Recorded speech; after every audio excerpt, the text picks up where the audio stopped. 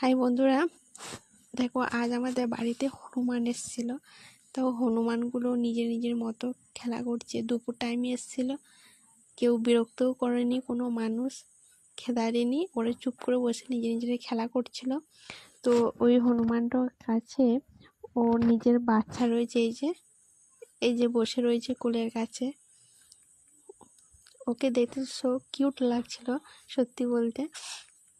আর ওর কাছে কি করছে বললো তো বন্ধুরা, আমাদের মেয়েরা যে কাজটা করে একে অপরে মাথা মাথা চুল আঁচড়ে আঁচড়ে মানে খুঁজে খুঁজে যে জিনিসটা তোলে, ঠিক সেই জিনিসটা ও খুঁজছে চুলগুলো সরিয়ে সরিয়ে। তো বন্ধুরা দেখো, এই যে উপর থেকে লাফাচ্ছে একজন, খুবই ভালো লাগছিল দেখতে। তারপর বন্ধুরা ওরা চলে গেছিল একটু পর।